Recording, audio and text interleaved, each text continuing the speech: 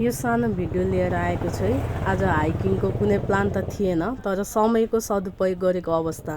कारण चाहिँ हामी सबै मगनीको कार्यक्रममा आएका थियौँ, तर हाम्रो केटा पक्षबाट चाहिँ ढिलो हुने भएकोले हामी चाहिँ लेक गाउँतिर लाग्यौँ। एकदमै रमणीय थियो ठाउँहरू चाहिँ। हामी मधेसबाट गएकाहरूलाई चाहिँ पहाड, बादल अनि डाँडा काँडा देख्दा के नै भए जस्तो क्या। फेरि यस्तो समय पनि आउँदैन नि। मेरो मान्यता चाहिँ मौका पायो कि छोड्नु हुँदैन। खुसी हुन रमाउन भन्ने सोचको मान्छे परे। मेरो साथीले जहिले पनि भन्छ मलाई, होइन हौ तिमी त जिए त फेरि यसै जियो जेसी कि आखिरी हो। अनि उसलाई म भन्छु जहिले पनि, भोलि के हुन्छ कसैलाई थाहा हुँदैन। आज जे छ त्यसैमा रमाउन र खुसी हुन र भरपुर उपभोग गर्न सिक्नुपर्छ। अनि रमाउनलाई आफ्नै दौतरी सङ्गी नै चाहिन्छ भन्ने चाहिँ छैन। जुनै एज फ्याक्टरसँग पनि रमाउन सक्नुपर्छ मलाई चाहिँ लाग्छ है। अनि चल्ला होस्, चाहे माउ होस्, चाहे बाउ होस्, चाहे साउ, कुनैसँग मतलब भएन। तर मलाई कपट र कपटी चाहिँ मेरो डिक्सनेरीमा हुनु भएन है। यो चाहिँ मेरो मान्यता हो। अलिअलि कडा भयो कि क्या हो। साह्रै मजा आइरहेको थियो है। मजा आउँदा आउँदै बाटोमा चाहिँ जुका लागेर यहाँ हैरान भयो। हाम्रो सन्जु दिदीको खुट्टामा जुका लागेर उफ्रेर निकालिदिनु कि निकालिदिनु भन्दै त सबैजनालाई त्यस पछाडि त साइको भइहाल्यो नि जुका देखेपछि त है। आम्मामा झन्नै जङ्गलै उठीबास लगाएको थियो हाम्रो सन्जु दिदीले। हाम्रो भूमिका दिदीले छ नि निकालिदिँदै हुनुहुन्छ है। त्यस पछाडि त सबैजना अनि एकदमै गाह्रो भइहाल्यो नि। एउटा लगेको ब्याग पनि बोक्नु नसकेर हामीले आम्मामा ब्यागहरू सबै दाइ भाइहरूले झुन्डाइदिइराख्नु भएको छ। अनि तर एकदमै रमाइलो भयो। अनि बाटोमा सुनाखरीको प्रकारहरू चाहिँ धेरै देख्यो।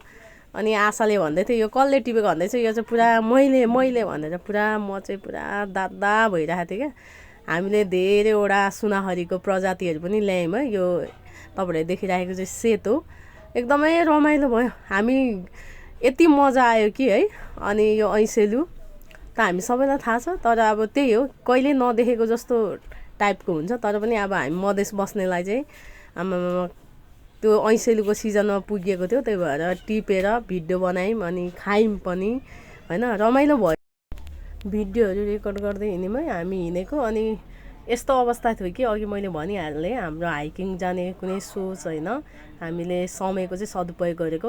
हाइकिङ जानेको खुट्टामा चाहिँ चप्पल देख्दै हुनुहुन्छ नि है। हामी जस्तो आएको थियौँ त्यस्तै गएको। यस्तो बाटोमा मैले यस्तो चप्पल लाएर कसरी गरेँ होला है हाइकिङ। आमामा यति गाह्रो भएको थियो। त्यही माथि यत्रो ज्यानलाई त्यत्रो चप्पलले चिप्लाएर थाम्दा बिजक भएको थियो। हाम्रो सन्जु दिदीले देखाउँदै हुनुहुन्छ, उहाँ चाहिँ पुरा कम्मर कसेर हिँड्दैछु म भन्दै हुनुहुन्छ है। अनि यस्तो थियो बाटोहरू चाहिँ एकदमै हेर्दै तपाईँहरूले पनि देख्न सक्नुहुनेछ कति रमाइलो थियो क्या।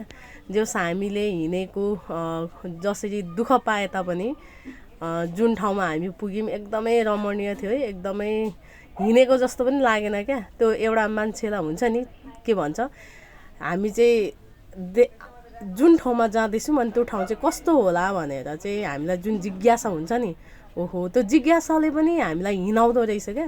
अनि त्यही भएर कहिले पुग्ने त्यो ठाउँमा कहिले पुग्ने भन्ने कुराहरू चाहिँ हुँदो रहेछ है। अनि एकदमै यहाँ देखिराख्नु भएको छ त्यो पहाडी हाम्रो पुग्ने ठाउँ चाहिँ त्यही है। अनि यहाँ हामी झर्दैछौँ है। अब चाहिँ लगभग हामी त्यस ठाउँमा आइपुग्न आँट्यौँ। अनि यो सबै गाइड गर्नुहुने चाहिँ हाम्रो कुमार दाजु, उहाँ चाहिँ पहिला पनि आइसक्नु भएको रहेछ। अनि हाम्रो दिलीप दाई पनि पहिला आइसक्नु भएको रहेछ। अनि उहाँहरूले चाहिँ हामीलाई यो त्यस ठाउँमा लानुमा चाहिँ उहाँहरूको ठुलो भूमिका छ।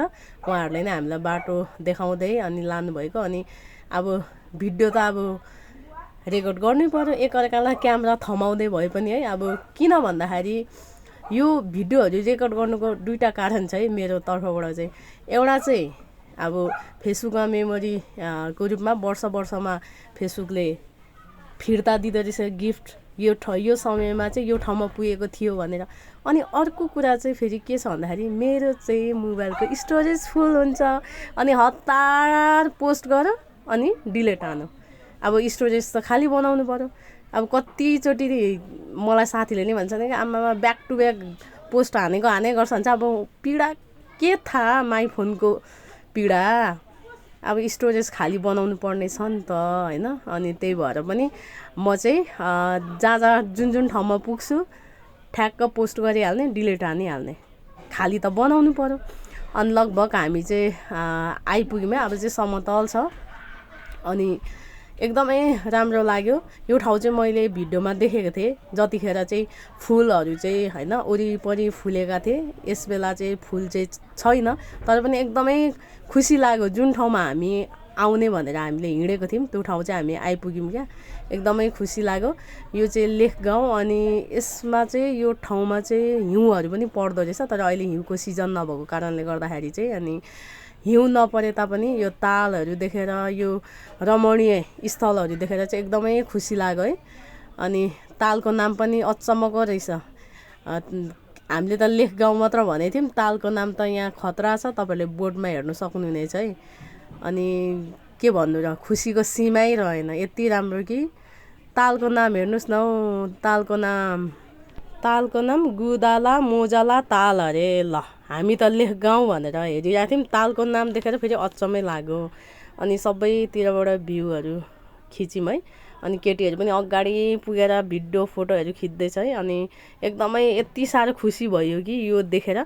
यो वरिपरि चाहिँ सबै फुलहरू हुँदा चाहिँ झन् सुन्दर है। मैले चाहिँ भिडियोमा चाहिँ देखेको थिएँ, तर हामी जाँदा चाहिँ फुलहरू थिएन। अनि यो परबाट लिएको दृश्य है, एकदमै रमाइलो छ। अनि त्यहाँ पुगेपछि त अब भिडियोहरू त बनाउनै पर्यो है। पुगेको ठाउँको भिडियोहरू बनायौँ है। अनि त्यस पछाडि फोटोहरू खिच्यौँ। आमामा हामीले जस्तो समयको सदुपयोग कसले गर्यो होला र। यति धेरै फोटो भिडियोहरू खिच्यो कि त्यही त भन्दैछु, स्टोरेज फुल भएर यसलाई अब पुरै खाली बनाउनुको लागि भए पनि अब देखाउनु पर्यो नि पुगेको ठाउँ त, भिडियो खिचेको फोटो खिचेको है। एकदमै रमाइलो भयो।